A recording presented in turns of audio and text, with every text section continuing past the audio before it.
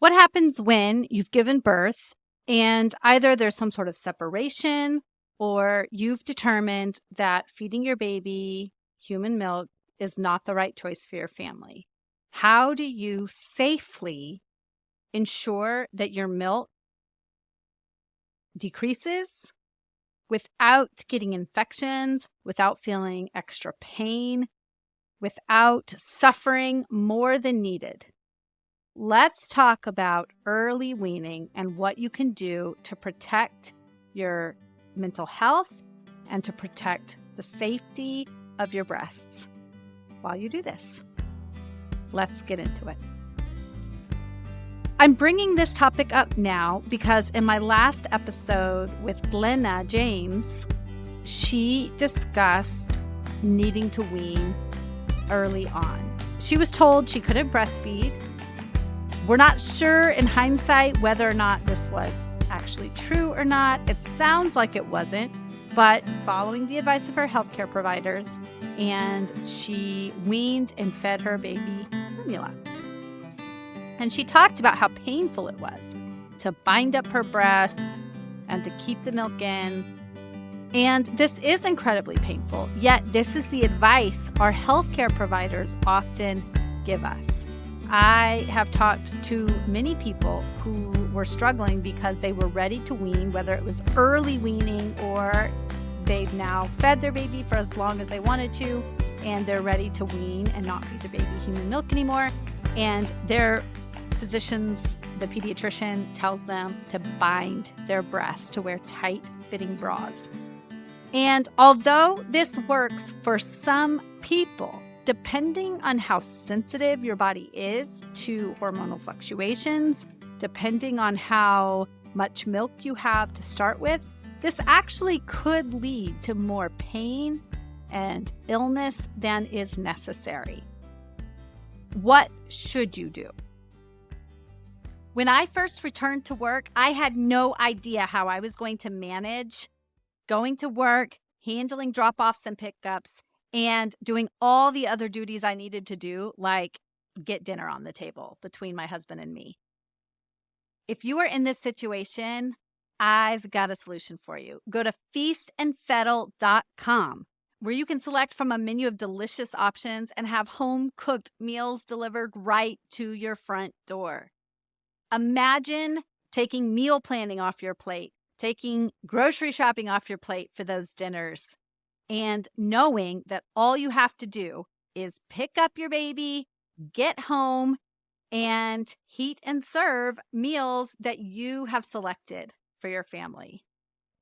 If you live in Massachusetts, Connecticut, Rhode Island, New Hampshire, and now Maine, go to feastandfettle.com and use my code MILK, M-I-L-K, to get $30 off your first order.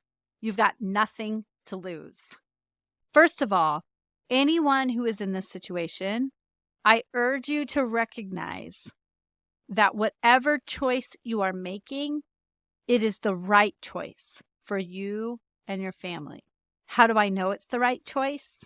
Because you are making it. And nobody knows your body more than you. Nobody knows your baby more than you. Nobody knows your life circumstances more than you. What we know is that around 14 weeks, 16 weeks of pregnancy, that colostrum already begins forming. So many people leak during pregnancy, many people don't, and that's okay too. Many people start to harvest colostrum in the last trimester. So the milk is going to be there no matter what. The signal for the body to start releasing more milk is the delivery of the placenta. So once the placenta is expelled, there is a hormonal shift, which then signals to your body to start ramping up production of colostrum, production of mature milk, and to release that through the hormone oxytocin. One of many hormones, but it's the primary hormone that we recognize in this process of milk releasing. If you are wanting to just reduce your milk as quickly as possible, My suggestion is to use lots of ice to reduce swelling and inflammation so you do not feel engorged. Non-steroidal anti-inflammatory medications, Tylenol, ibuprofen. Follow your doctor's advice on the frequency, but you should definitely be using that to reduce swelling to the area as well. Lymphatic drainage massage will really help to move blood and lymph from the breasts and have it go back into the lymph system so that those milk ducts so that you don't get plugged ducts.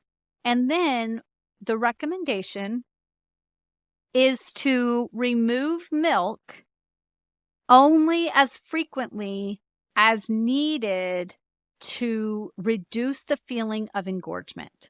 So if you're feeling really big and engorged and uncomfortable, either hand express, use a hand pump, or use a double electric pump to remove milk. But you're not going to stimulate the nipples so much that it's going to ramp up milk supply. So you're going to really be paying attention to your body to decide, is this enough to feel comfortable? Once it is, you will stop hand expressing, stop using the manual pump or stop using the electric pump, and just maintain that equilibrium of feeling full but not overly engorged. So for some people, they'll need to do this every couple of hours. For other people, you may need to do this every 5 or 7 hours, a few times a day. So it really is dependent on your milk supply. The whole point is to pay attention to your body, lean into what your body is telling you to do. Because the last thing you want in a situation in which you're trying to wean, regardless of whether there's a baby to take care of or not, the last thing that you want to do is to create a situation in which you have a plugged duct or mastitis, where you have to go on antibiotics and then potentially having an abscess. So using the ice,